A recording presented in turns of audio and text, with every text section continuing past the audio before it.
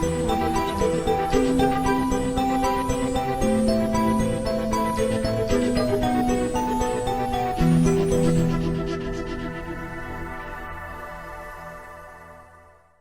我係寶榮醫師，歡迎來到漢興中醫常用中藥系列教學。今日同大家講講一味好有詩意嘅中藥。呢排天氣時凍時熱，診所嚟咗好多鼻敏感復發嘅朋友，望住佢哋紙巾不離手，鼻哥窿塞到實，講嘢都話唔清，真係戥佢哋辛苦。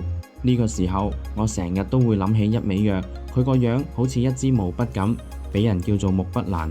我哋中醫界就普遍叫佢做辛二花。每年冬末春初，辛二花仲係一個毛茸茸嘅花蕾，未盛開嗰陣就好似一支支黃綠色嘅毛筆頭，指住天空，望住佢就覺得春天真係要嚟啦。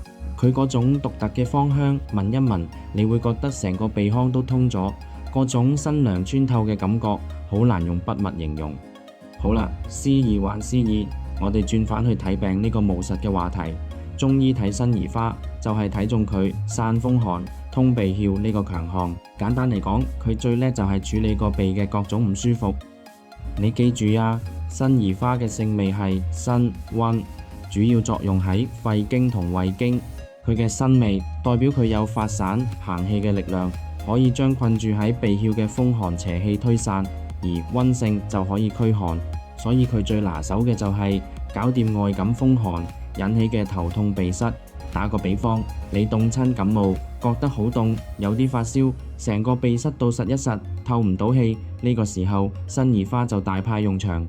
我哋通常會將佢同防風、白芷、細辛呢啲同樣可以發散風寒嘅藥一齊用，就好似組成一隊專門疏通鼻道嘅特工隊咁。不過如果係風熱感冒，即係你喉嚨痛、流黃色鼻涕嗰種，記住唔好就咁單用辛二花，要將佢加喺薄荷、金銀花、菊花呢類疏散風熱嘅藥物入面，借助佢超強嘅通竅能力，幫手打散風邪，咁樣個鼻塞就會快啲通。講到鼻塞，辛二花可以話係處理鼻淵同鼻球嘅要藥。呢兩個名聽落好專業，但其實講白咗，鼻淵就係我哋成日講嘅鼻竇炎，特指係流膿鼻涕好臭嗰種；鼻球呢，就係過敏性鼻炎。朝早起身係咁打噴嚏、流清鼻涕，所以無論你係鼻竇炎定係鼻敏感，只要有鼻塞流涕，內服外用辛二花都幫到手。針對偏風寒、流清鼻涕嘅，我哋會用返前面講嗰條蒼耳子散嘅思路，即係配白芷、細辛、蒼耳子呢啲兄弟一齊發散風寒。如果係偏風熱、鼻涕又黃又濃，就要轉下思路，同薄荷、連翹、黃陳呢類清熱藥拍住上。講起用藥，就一定要提提辛二花嘅炮製同用法。呢度有個好重要嘅細節，你聽真啲啦。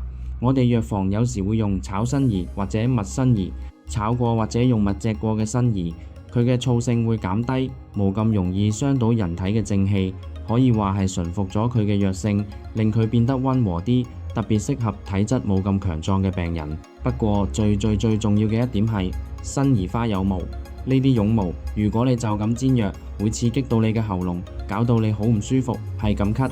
所以用辛二花煲藥嘅時候，記住一定要用一個紗布袋將佢包到實一實，再放入藥煲度一齊煎。呢個包煎嘅步驟係用辛二花嘅關鍵，千祈唔好嫌麻煩。喺我哋臨床使用上，辛二花仲有兩個好出名嘅拍檔，第一個係蒼耳子，佢哋兩個都係鼻科聖藥，加埋一齊就好似雙劍合璧，散風寒、通鼻竅嘅力量即刻加倍。對於鼻敏感、鼻竇炎引起嘅頭痛、鼻塞特別有效。第二個拍檔係天花粉，鼻竇炎成日流膿鼻涕，好困擾。辛二花負責打通條路，而天花粉擅長清肺熱排膿。辛二花將門打開，天花粉就可以入去，將啲鬱熱同膿涕清走。對於嗰啲鼻涕長流不止嘅慢性鼻竇炎患者，呢個配搭好使得。一般嚟講，成年人用辛二花嘅常規劑量係3到10克。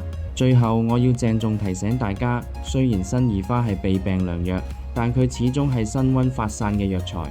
如果你嘅鼻病係因為陰虛火旺引起嘅，即係你有手心腳心發熱、口乾舌燥、夜晚出汗呢類體質，咁就忌用辛二花啦，否則會愈食愈乾，搞到陰分更傷。所以有任何不適，最穩陣都係先向你嘅中醫師查詢。今次關於辛夷花嘅分享就到呢度先，希望幫到大家認識多一味好藥。如果鍾意我哋嘅教學，記得訂閱頻道、點讚同分享俾身邊受被困擾嘅朋友。我係寶榮醫師，下次再見，拜拜。